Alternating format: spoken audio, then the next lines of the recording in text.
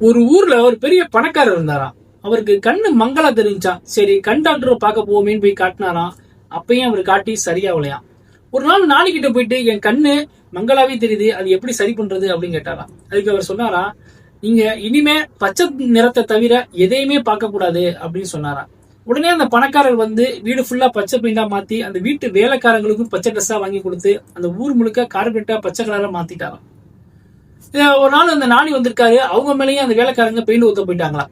நாணி வந்து ஏன் என்னப்பா ஆச்சு, ஏன் என்ன பண்றீங்க அப்படின்னு கேட்கும்போது அதுக்கு அந்த பணக்காரர் சொல்றாராம், நீங்க தானே நாணி சொன்னீங்க இந்த மாதிரி இன்னும் பச்சை கலரை தவிர நீங்க எந்த கலருமே பார்க்க கூடாது, அதனால ஊரே நான் பச்சையா மாத்திட்டேன் அப்படின்னு.